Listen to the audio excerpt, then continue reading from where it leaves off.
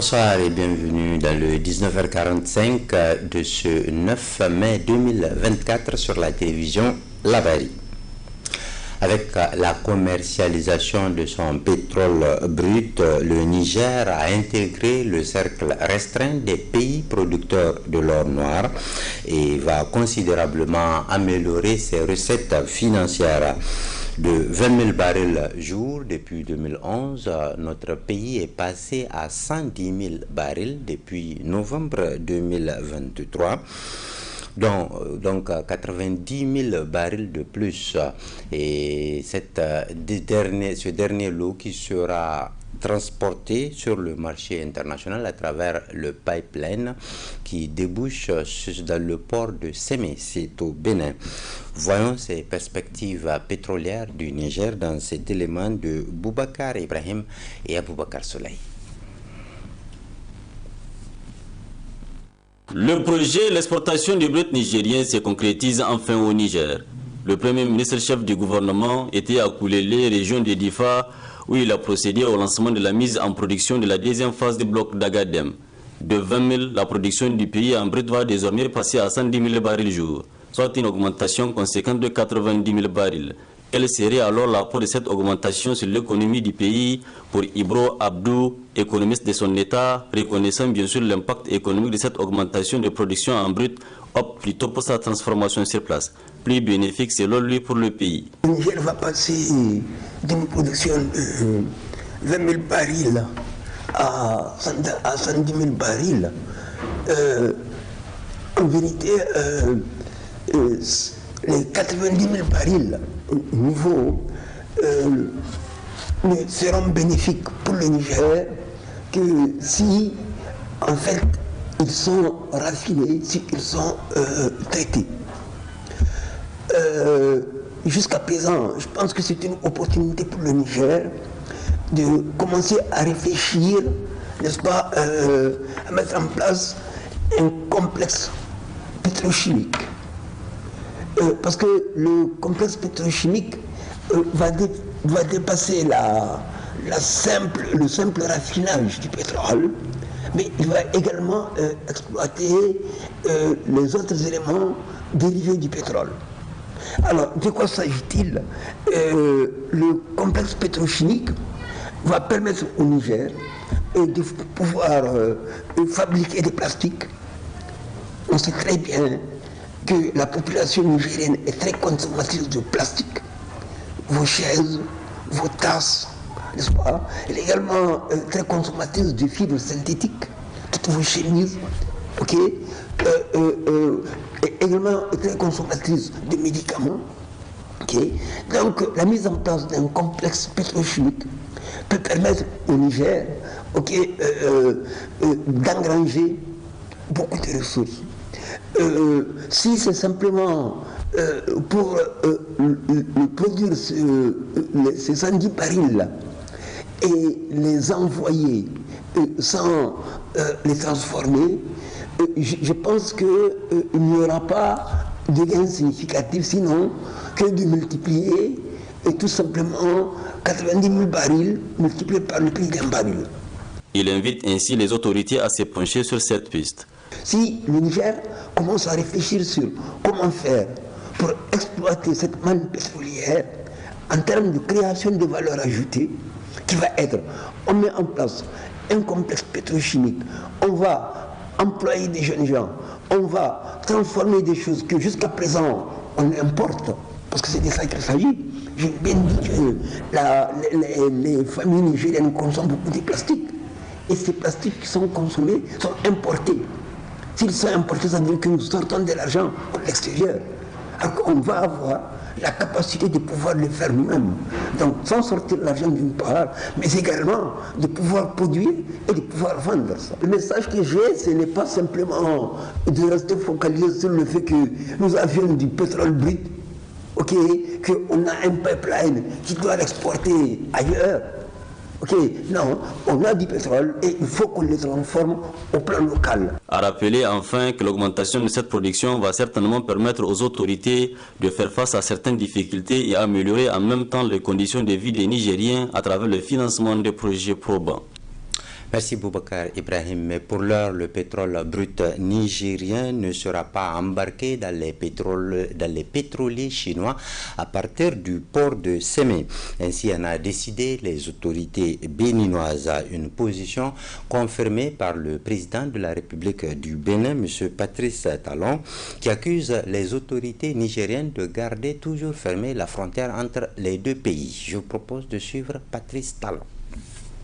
On ne peut pas nous voir comme des ennemis et vouloir de nos biens, de nos efforts, de notre collaboration, autrement que dans l'adversité également. Ce n'est pas notre vision à nous. Le Niger est un pays ami. Les Nigériens sont nos frères et nos sœurs.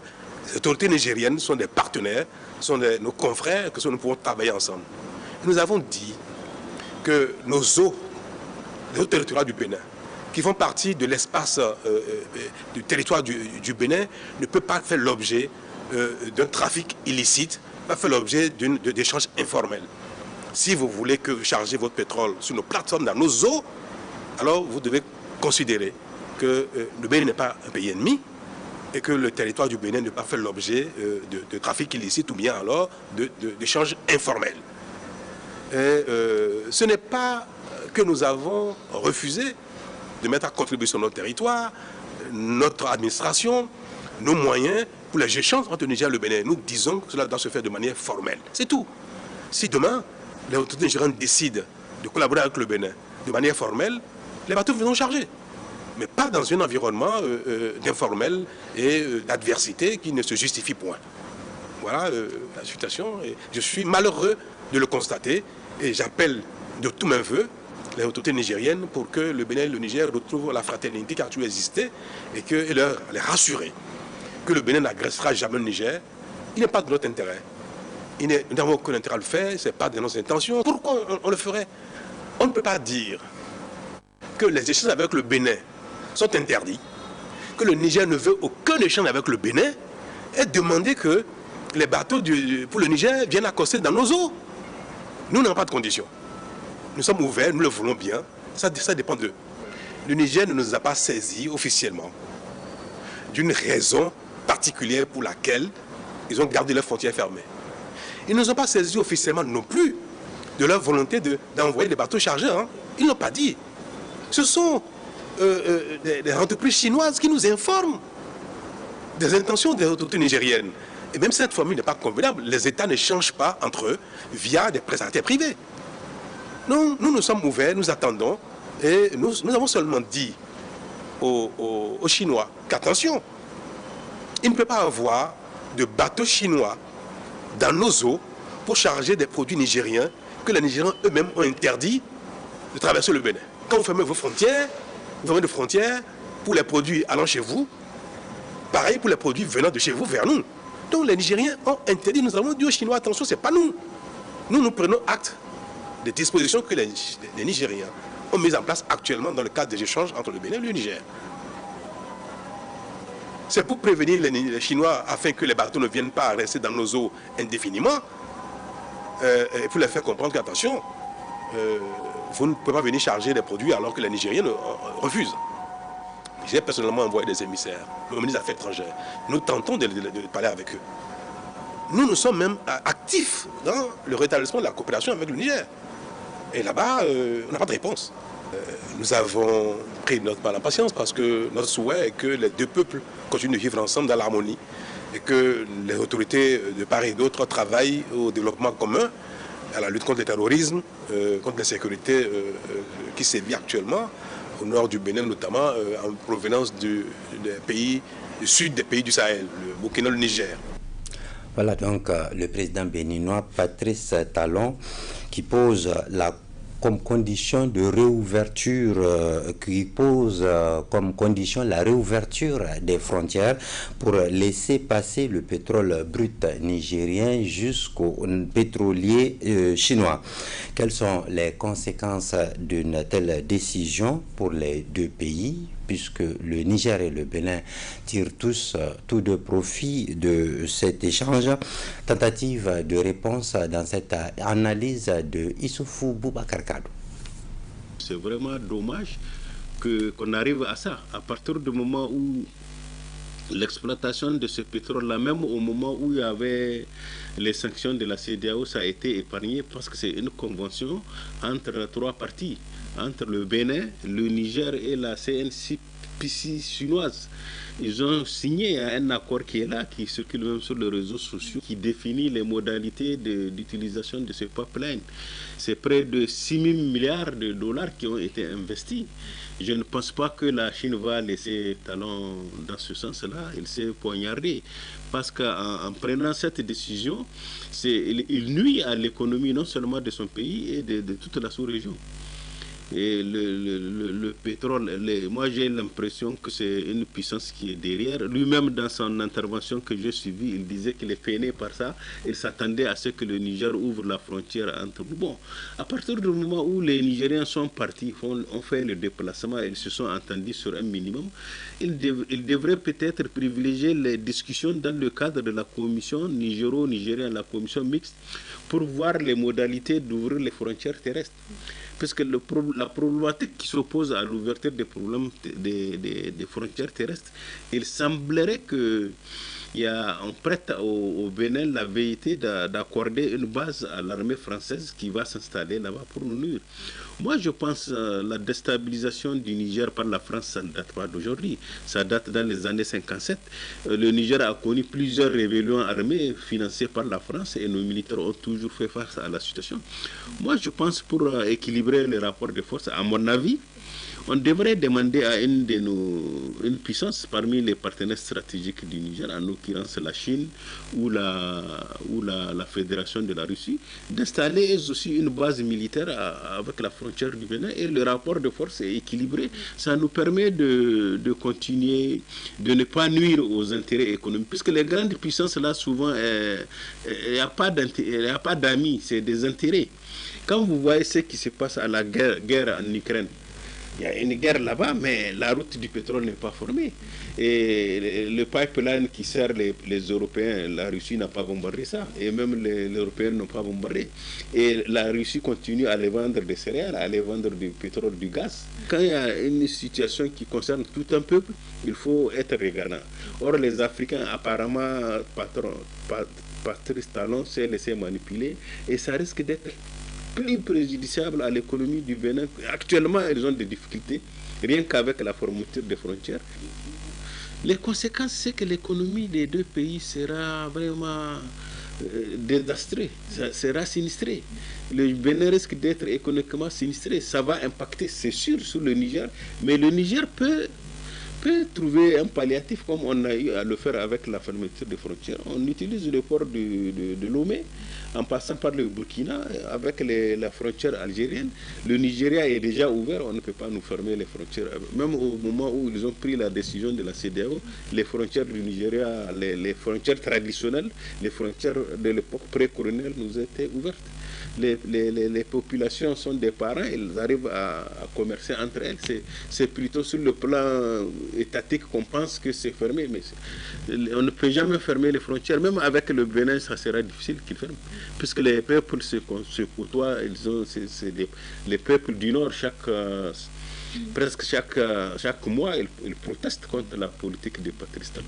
Ça va arriver à un moment donné où ils risquent de faire face à la révolte de son propre peuple, puisque vous ne pouvez pas empêcher les relations fraternelles et économiques entre des peuples qui datent des années, des relations séculaires, pour des intérêts des grandes puissances que vous venez vous laisser manipuler dans ce sens. Moi, je pense qu'il n'a pas intérêt à maintenir ça. Le Niger et le Bénin ont intérêt à activer la commission nigéro-nigérienne pour discuter, trouver une solution au problème. Voilà, sport dans la Bari Info Soir. Une délégation de haut niveau de la Fédération internationale de football FIFA a effectué une visite il y a quelques jours dans notre pays. Il était question pour ces émissaires de la FIFA d'évaluer les activités qui sont appuyées par la Fédération internationale. Au terme des visites à Niamey et dans certaines régions du Niger, la mission a tiré un bilan plutôt satisfaisant. Fatou Kamara s'en réjouit devant la caméra de la télévision de la Bari. Le Niger, j'ai dit bravo au Niger parce que vraiment ce qu'ils ont fait est exceptionnel. C'est vrai que depuis qu'on a commencé la mise en œuvre du Forward 3.0, c'est le président en personne de la fédération qui a commencé à se renseigner parce que ce qui est difficile à mettre en place pour les fédérations, c'est surtout les footballs féminins et les équipes de jeunes. Donc on a mis, vous savez, comme on l'a dit, il faut que le football se joue partout dans le pays. Donc les championnats, les fédérations peuvent commencer à jouer au niveau des régions jusqu'à la phase nationale pour les catégories de football féminin, de football des jeunes. Donc il est venu se renseigner depuis le départ, ce qui fait qu'il a mis en place toutes ces compétitions-là. Donc au bilan, en tout cas de la pré-évaluation que nous avons eu à faire, c'est vrai que le paiement se fera au mois de juillet. Le Niger a quand même rempli 10 critères sur les 11 aujourd'hui. Et donc, c'est les 10 premiers critères, à part l'équipe nationale féminine A, qui n'a malheureusement joué que 3 matchs, et il leur manquait seulement un match pour pouvoir remplir les critères. Les autres critères ont été remplis par le Niger. Et je dis bravo au Niger, c'est exceptionnel. Et j'espère que l'année prochaine, ils vont tout mettre en œuvre pour faire les 100%. Et puis le Forward a commencé en 2016. Et depuis 2016 jusqu'à maintenant, nous avons quand même mis en œuvre beaucoup de projets, notamment le projet phare du siège des ligues régionales, dans chaque ligue, les 8 ligues régionales. Ça, c'est un projet Forward et c'est un projet vraiment extraordinaire. Parce que le Niger, le président, le comité, ils ont vraiment pensé aux difficultés liées au championnat. Donc, comme vous voyez, ces sièges-là, il y a les bureaux, 7 bureaux, il y a une très grande salle de conférence qui peut abriter 150 personnes et surtout, il y a les logements au niveau de ces sièges-là qui permet aux équipes de championnat qui se déplacent de ne plus être confrontées aux problèmes d'hébergement. Ça, c'est quelque chose vraiment d'exceptionnel. Et aussi de permettre à la Ligue de s'autofinancer. C'est important parce que là, s'il y a un aspect sur lequel vraiment nous poussons les fédérations, c'est la maintenance. Parce que nous investissons beaucoup d'argent dans les infrastructures. Il faut que la maintenance suive. Et ça, et on l'a vu à Maradi, on l'a vu dans toutes les régions où nous sommes passés, même au centre technique, vraiment l'accent est mis sur la maintenance. Et ça, nous encourageons et nous félicitons la fédération à continuer dans ce sens-là. Donc, le Niger, c'est un pays moderne, hein, je vous l'ai dit. Ce projet de siège de ligue, beaucoup de fédérations sont en train de s'en inspirer aujourd'hui. Même si ce n'est pas au même standing que le Niger avec les logements, mais vraiment le Niger a félicité. Nous avons aussi financé un projet de subvention au club. Et en 2019-2020. Et également, nous avons financé la tribune double que vous avez vue au niveau du centre technique. C'est un financement et FIFA. Et actuellement, nous sommes en train de travailler sur d'autres projets au niveau de la fédération. Et vous avez vu les sièges, on a clôturé, on a équipé les sièges des ligues. Donc, depuis le début du Forward jusqu'à maintenant, on a quand même mis en place beaucoup de projets. Et on est en train également de mettre en place de nouveaux projets et notamment, bon, peut-être que le comité exécutif reviendra là-dessus, mais comme vous le savez, le Forward, au début de chaque cycle, on élabore un contrat d'objectif avec chaque fédération. Vous savez, les fédérations sont différentes. C'est l'une des visions de notre président, c'est-à-dire qu'il faut vraiment traiter les problèmes réels sur le terrain. Donc, à partir du plan stratégique, on connaît la situation du pays et qu'est-ce qu'il faut maintenant pour développer le football. Donc, on le fait avec les fédérations et c'est ensuite validé au niveau de la commission de développement de la FIFA et on a réfléchi sur des projets. Il y a le siège, il y a même des projets au niveau du centre technique, il y a des projets au niveau des clubs et tout. Donc, on est en train d'y travailler. Pour le moment, la fédération donnera plus de détails. Ce qu'il faut savoir, c'est que voilà, on ne se lève pas comme ça pour soumettre un projet. C'est tout un accompagnement depuis le début parce qu'il faut s'assurer que le projet aura un impact sur le football. Il faut s'assurer de la pertinence du projet, il faut s'assurer de la faisabilité et aussi comment mesurer ces impacts-là. C'est tous ces aspects-là dont on tient compte depuis le départ. Et s'il y a des appels d'offres, c'est la transparence totale. Toutes les procédures financières, les procédures de bonne gouvernance sont suivies à la lettre. Et ensuite, le projet est revu par nous, le projet est revu par nos collègues au siège. Ensuite, si le montant atteint 300 000 $, il faut que ça passe en commission de développement. Donc, c'est tout un processus et nous sommes en train de travailler. Et dans les années à venir, il y aura de nouveaux projets et nous allons continuer à soutenir la fédération dans ce sens. Sport, suite et fin, ouverture hier mercredi de la saison sportive 2024 des personnes handicapées. Au menu de cette saison organisée par la Fédération nigérienne des sports pour personnes handicapées physiques, FENISFA, des défilés et démonstrations dans plusieurs disciplines sportives. Sujet de Ismaël Moumouni et Halidou Bourema. Peu connues par la population du Niger, les personnes handicapées physiques ont pourtant remporté des titres dans diverses disciplines sportives. Ainsi, à travers ces cérémonies, la Fédération nigérienne des sports pour personnes handicapées physiques, FENICHAP, annonce la rentrée sportive des personnes handicapées physiques. Ces derniers ont valablement représenté le Niger lors des compétitions en se qualifiant aux Jeux paralympiques Paris 2024. Les disciplines sportives qui sont au sein de notre fédération, je peux dire que toutes les disciplines que les personnes non handicapées pratiquent, la majorité des personnes handicapées physiques la pratiquent. Parmi les athlètes qu'on a présentés, il y a beaucoup qui vont représenter le Niger aux Jeux paralympiques de Paris 2024. On a même un qualifié dénommé Diabri de para-taekwondo, et en athlétisme on a. Et je vous rappelle encore qu'au dernier jeu de la francophonie qui s'est passé au Kinshasa, notre athlète, en l'occurrence Souleymane Oumarou Souley, est le médaillé d'or et lauréat de ce jeu et a bénéficié d'un prix. Et on compte même avoir peut-être une bourse pour lui au Canada pour s'entraîner, pour se bien préparer pour les Jeux paralympiques. Ces personnes handicapées physiques peuvent encore faire mieux s'ils sont soutenus de cet appel du président de la FENICHAP. Les sports handicapés, avec un petit appui, ils peuvent amener leur contribution dans le cadre de développement d'un pays en matière de sport. Parce qu'on a les potentialités. Mais sans rien vous cacher, c'est les moyens qui manquent. Les potentialités ils sont là. Avec un peu de moyens, un peu de suivi, je vous assure que l'hymne national va retentir plusieurs fois aux compétitions internationales. Ça, je vous le promets. Il faut que la population nigérienne accepte que les personnes handicapées pratiquent du sport, et il faut qu'ils acceptent d'accompagner les personnes handicapées. Parce qu'aujourd'hui, on peut dire que, comme on est à 99% des musulmans, dès qu'on voit la personne handicapée, pratiquement des gens, ils croient qu'ils ne peuvent rien faire, ils sont incapables, mais on est là pour montrer le contraire aux autres qui ne croient pas aux personnes handicapées, pour leur montrer que les personnes handicapées pratiquent du sport, ils peuvent pratiquer du sport et ils peuvent amener leur contribution pour le développement d'un pays en matière de sport. Après le défilé des équipes de disciplines sportives, l'assistance a eu droit à une démonstration en haltérophilie, taekwondo, tennis de table, badminton et basket sur fauteuil roulant. Ce journal vous sera rediffusé en principe tout à l'heure à 22h45. La rédaction vous donne rendez-vous demain à 7h15 et à 12h45.